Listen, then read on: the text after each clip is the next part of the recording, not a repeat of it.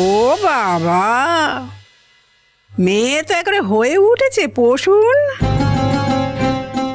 বড়দের সঙ্গে কথা বলার ট্রেনিং দাওনি? মৌ, না, বড়দের সঙ্গে কি এমনি করে মুখে মুখে কথা বলতে আছে? এ বাবা, আমি তো মুখে মুখে কথা বলিনি, যেটা সত্যি আমি সেটাই বলেছি। ঠাম্মি যদি এখন এক্সপেক্ট করে যে আমি পড়াশোনা ছেড়ে দিয়ে বাড়ি বসে রান্না বান্না শিখবো, সেটা তো হবে না। কেন, মিঠি কি সেটাই করছে? মিঠি কি আদৌ চা বানাতে পারে?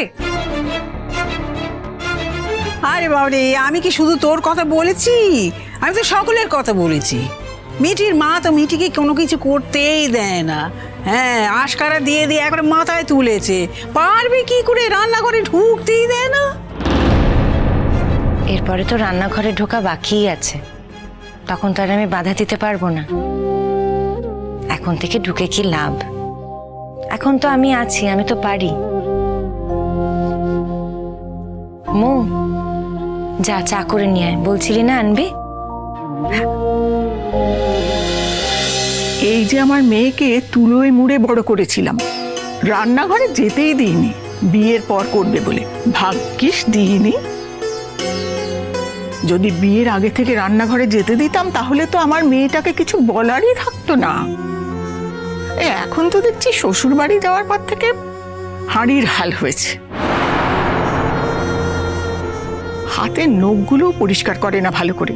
সারাদিন রান্নাঘরে থাকলে আর করবে কখন? সবসময় এমন ধারা কথা শোনাবেন না তো। নিজের সংসার নিজে করবে না তো কে করবে? আমি কি দাসী বাঁধি নাকি যে আমি রান্না বান্না করবো আর বউ উড়ে উড়ে বেড়াবে? আপনাকে তো সে কথা বলা হয়নি। বলেছি সে কথা আপনাকে? একটা লোক রাখলে তো পারেন বেয়ান, সর্বস্ব আমার মেয়ের উপর দিয়ে না করিয়ে। কত 950 টাকা আছে যে নোক রাখবো? হ্যাঁ, সব তো নতুনের ওপর দিয়ে যায়। মাসি, একদম বাজে কথা বলবে না। এই তোমরা বাইরের লোকের হাতে খাবে না বলে এইসব করো। শুধু আমার ঘাড়ে দোষ চাপানোর চেষ্টা না। এই কটা টাকা খরচ করতে আমার কিসের অসুবিধা? শুধু কি তুমি নাকি, আমিও কত বলি, যেমন মা তেমন বৌদি ভাই। কেউ একটা কথা শোনে না, কিছুতেই বাইরের অন্য কোনো লোককে দিয়ে ঘরের কাজ করাবে না। আমি তো আমার মেয়েটাকে এক এক সময় চিনতেই পারি না। সত্যি বলি, তোর কিন্তু অনেক বদল হয়েছে। হ্যাঁ, সহবত শিখেছে, ঘর সংসারের কাজ শিখেছে, সব এ আমার জন্য, বুঝলেন? আমার জন্য। পুরীর ঘটনাটা মনে আছে তো আপনার?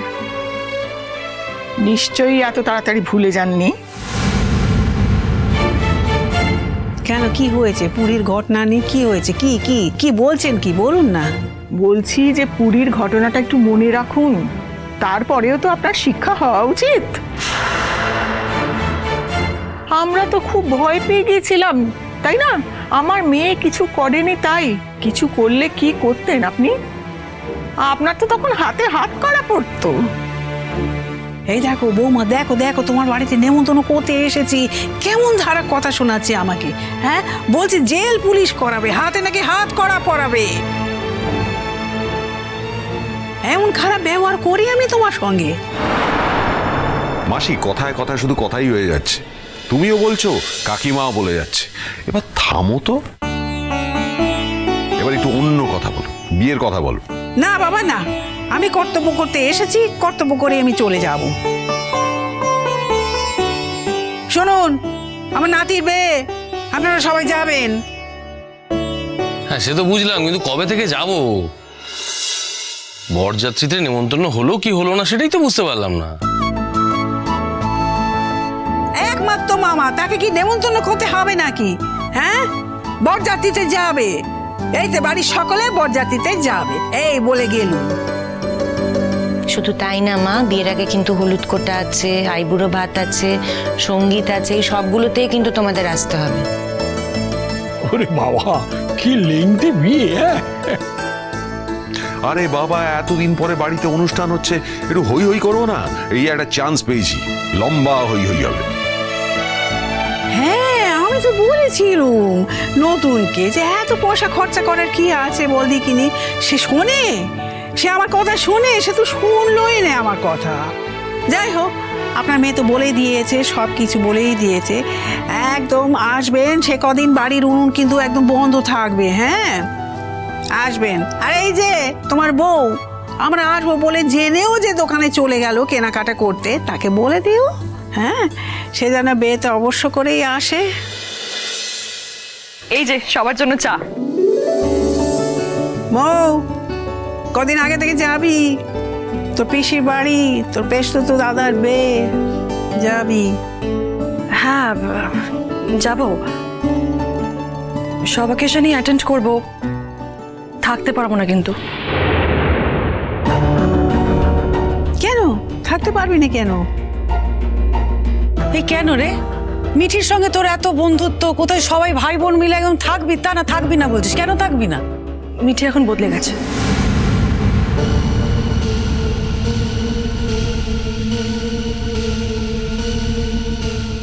আই, কি হয়েছে রে তোদের? মিঠিও তো একই কথা বলছে যে তুই নাকি বদলে গেছিস। আরে ছাড় না ওদের কথা, ওদের দুদিন আরই দুদিন ভাব, ওদের মধ্যে ঢুকিসই না।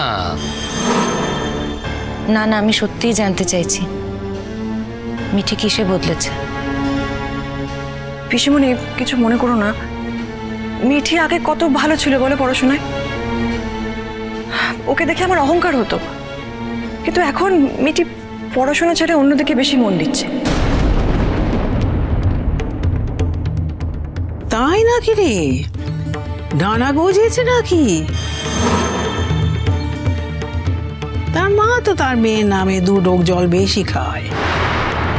তার মেয়ে নাকি লেখাপড়া করে বিদেশ বিভুঁই যাবে।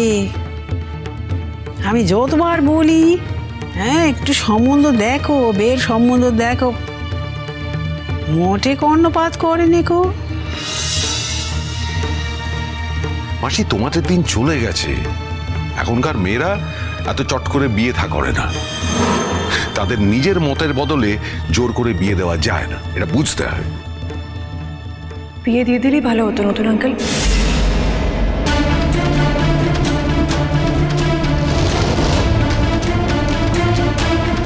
না, তুমি কিছু মনে করো না, আমি এসব কথা বলছি বলে। আমি জানি আমি মিঠির থেকে কয়েক মাসেরই বড়। তাহলেও আমি তোর বড় দিদি হলাম না? নতুন আঙ্কেল, মিঠি যা করছে সেটা কারোরই ভালো লাগছে না দেখতে। কি করেছে মিঠি? না, আমাকে আর কিছু বলতে বলো না, আর প্লিজ বলো না যে আমি এসব কথা বলেছি, প্লিজ। তুই না বললে আমরা জানবো কি করে? বলতো, বল না আমাদের। বলতে বলছো, বলছি, কিন্তু তোমার আগ বাড়িয়ে কিছু বলার দরকার নেই। মিঠি তো তেমন মেয়ে নয় মৌ। হ্যাঁ, আমি এই জন্যই বলতে চাইনি। ঠিক আছে, আমারই বুঝতে ভুল হয়েছে, আমারই দোষ, আমি উইথড্র করছি। আরে না না, বল না, তাতে যদি মিঠির ভালো হয়। কি হয়েছে বলো তো মৌ? মিঠি তো সেরকম মেয়ে ছিল না। ও কি খারাপ বন্ধুদের সঙ্গে মেলামেশা করছে? কিরে, নেশা টেশা করছে নাকি? সেসব জানি না, কিন্তু ক্লাসরুমে কলেজে যেরকম অসভ্যতা করছে, সবাই না ওকে নিয়ে খুব ক্রিটিসাইজ করছে।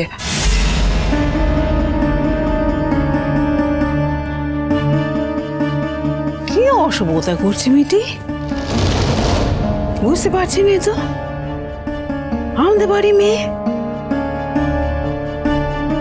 আরে বাবা, যা বলবি খুলে বল না, এরকম অর্ধেক অর্ধেক বললে কি কথা বোঝা যায় নাকি?